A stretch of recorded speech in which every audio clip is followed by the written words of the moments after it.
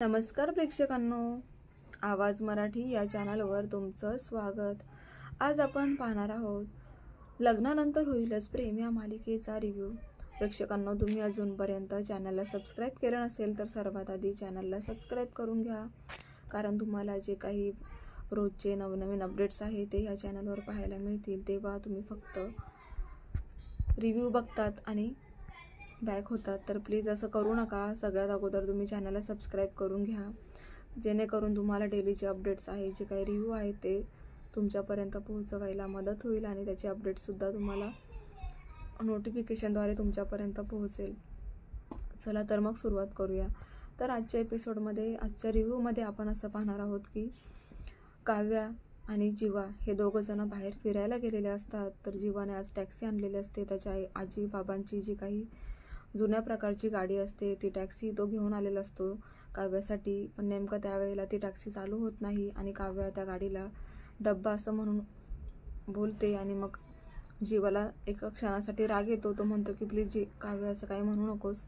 आज आपल्या प्रेमाला 1 वर्ष पूर्ण होत आहे आणि त्याच्यामुळेच आपल्याला आज सेलिब्रेशन करायचं आहे, आपलं ॲनिव्हर्सरी आहे आणि त्यामुळे मी तुला डेटवर घेऊन जातोय.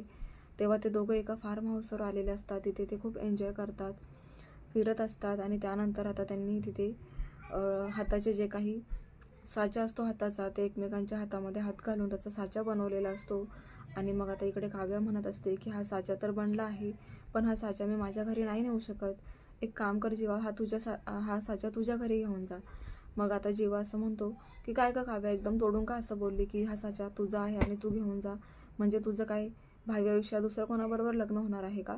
तू असं मला आत्ताच अलर्ट करून ठेवत आहे का? म्हणजे तुझं लग्न झालं तर तू कुठेही जाशील आणि मग ह्या आठवणी जपण्यासाठी हा साचा माझ्याकडे. तेव्हा काव्या म्हणते तोंडाला येईल ते बोलू नकोस, असं मी काही म्हणालेलं नाही, उगाच काहीतरी अर्थ काढू नकोस. मग ते दोघंही आता एकमेकांना समजवण्याचा प्रयत्न करत असतात. त्यानंतर आता जीवाने काव्यासाठी केकसुद्धा आणलेला असतो आणि मग केक कापून ते दोघं जण एकमेकांना घास भरवत असतात, प्रेमाने बोलत असतात. आणि त्यानंतर आता तिकडे विक्रम आणि मोहिनी दोघंही खूप चिडलेले असतात, कारण काव्याला जाऊन बराच वेळ झालेला असतो. आता रात्र झालेली असते, दिवसभर काव्याचा पत्ता नाही आहे, तिचा फोनही लागत नाही आहे. इतकी कुठे बिझी झाली आहे काव्या असं तिचे घरचे म्हणत असतात. तेव्हा नंदिनीला त्यांनी अर्जंट असं घरी बोलवलेलं असतं फोन करून, जेणेकरून काव्याचा फोन लागत नाही आहे, तू तरी तिचा शोध घे असं ते म्हणत असतात. म्हणून नंदिनी पण खूप घाबरलेली असते की काव्या असं हलगर्जीपणा नेहमीच करते, पण आज खूप उशीर झाला, आता तर रात्र व्हायला आली आहे, कुठे गेली असेल ही, हिला कळत नाही का, एक फोन करून सांगायला नको काही नाही. आता इकडे काव्या पूर्णपणे बावरी झालेली असते, तिला काहीच वेळ काळाचं भान नसतं आणि मस्तपैकी ती जीवाबरोबर एन्जॉय करत असते. त्यांचं फोटोशूट चालू असतं, ते दोघं एकमेकांना पुन्हा एकदा प्रपोज करत असतात. आणि मग त्यानंतर आता त्यांना कळतं की आता बराच वेळ झालेला आहे आणि मग काव्याच्या लक्षात येतं की माझा तर फोन स्विच ऑफ आहे, म्हणजे आता काही खरं नाही माझं. घरातील सगळेजण मला कधीपासून फोन लावत असतील, पण माझं तर लक्षच गेलं नाही. जीवा आता काय करायचं? तेव्हा जीवा म्हणतो की ठीक आहे, आपण आत्ताच घरी जाऊया. आणि बऱ्याच वेळ त्यांचा रोमांस चालू असतो, एक गाणं इथे दाखवण्यात आलेलं आहे. आणि मग असं त्यांचं सेलिब्रेशन झाल्यानंतर आता ते दोघं घरी जायला निघतात. आता जीवा बराच वेळ टॅक्सी स्टार्ट करण्याचा प्रयत्न करतो, मात्र टॅक्सी चालूच होत नाही. आणि काव्य आणि जीवा दोघंही गाडीमधून बाहेर खाली उतरतात की आपल्याला कोणाची मदत मिळते का आपण पाहूया.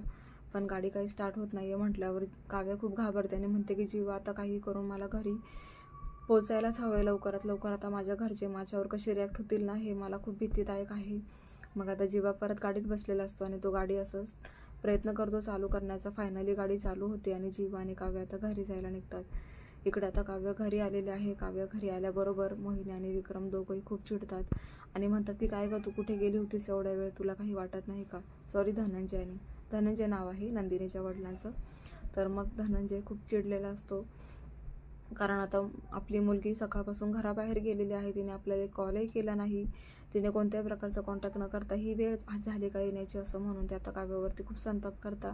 आणि काव्यालाही माहीत असतं की सगळी चुकी आपली आहे, म्हणून ती रडायला लागते, ती काहीच म्हणत नसते. आता धनंजय जास्तच आवाज करतात. तेव्हा आता काव्या म्हणते की असं नका समजू की मी खोटं बोलून गेली होती, मी तर नंदिनीला म्हणजे ताईला सांगितलं होतं. आता नंदिनीला शॉक होते नंदिनी की हिने मला कधी सांगितलं, ती मनात विचार करत असते. पण इकडे काव्या तिला इशारा करून गप्प बसायला सांगते आणि त्यामुळे नंदिनीला कळतं की आता आपले आईवडील काही काव्याला सोडणार नाही आणि म्हणून ती सुद्धा आता तिच्या बोलण्यावरती लगेच ॲक्सेप्ट करत पुढे काहीच बोलत नाही. तर आता प्रेक्षकांनो, काव्यामुळे आता नंदिनीला सुद्धा तिच्या आईवडील ओरडायला लागतात की तुला माहीत होतं तर तू आम्हाला काय नाही बोललीस, तुला काव्याने खरंच सांगितलं होतं का. तेव्हा आता नंदिनीला सुद्धा खूप भीती वाटत असते आणि ती पटकन हो असं म्हणून घेते. काव्यासाठी तिने काव्याचा जीव वाचवलेला असतो. इकडे आता रम्याचं ते लव्ह लेटर पाहून खूपच चिडलेले आहेत वसुंधरा ताई आणि मग ते आता विक्रमला वाटेल ते बोलत असतात. आता एक प्रकारचे ते दोघं जण आता म्हणजे वसुंधरा ही विक्रमला असं म्हणत आहे की तुला खोटं वाटतं ना, पण माझी मुलगी पार्थवर खूप प्रेम करते आणि पार्थने सुद्धा रिस्पॉन्स दिला होता, पण अचानक ती नंदिनीमध्ये येते. आता तूच ठरव हे लग्न करायचं की नाही, मला तुला काहीतरी दाखवायचे असं म्हणून मोहिनी आणि विक्रमला आता वसुंधरा ताई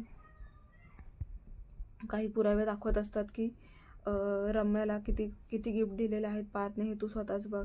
हे गिफ्ट देण्यामागचा उद्देश हाच असेल ना की त्याला रम्या आवडायची आणि म्हणून तो तिला गिफ्ट देत होता. मग अजूनही वेळ गेलेली नाही, अजूनही तुम्ही विचार करायला हवाय. मला तर असं वाटतं की रम्याचं पार्थबरोबरच लग्न व्हायला पाहिजे. तेव्हा आता मोहिनी आणि विक्रमसुद्धा आता त्यांचंही मन असं गाजगुज करायला लागतं की नक्की हा काय प्रकार आहे.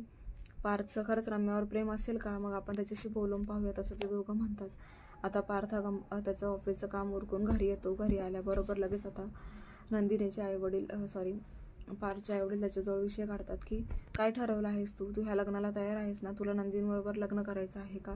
पण आम्ही काय म्हणतो, आज आम्ही रम्याला तू जे काही गिफ्ट्स दिले ते पाहिले, त्याच्यावरून आम्हाला सुद्धा आता असं वाटतंय की तू एकदा रम्याचा विचार करायला हवायस, कारण रम्या तुझ्यावर खूप मनापासून प्रेम करते, ती तुझ्या प्रेमात फार वेडी झाली आहे रे. तेव्हा तू तिचा विचार करायला हवाय. पार्थ, निर्णय बदलू शकतोस अजूनही, वेळ गेलेली नाहीये. खरंच तुला एकच कोणाला तरी निवडायचंय, एकतर रम्या किंवा ती नंदिनी. नीट विचार कर आणि डिसिजन घे. पण आम्हाला तरी असं वाटतंय की तुझ्यासाठी रम्याच योग्य आहे. असं म्हटल्याबरोबर पार्थला धक्काच बसतो, कारण आता इथे एक प्रकारचं फोर्स करण्यात येतोय पार्थला. मग काय करेल पार्थ आता.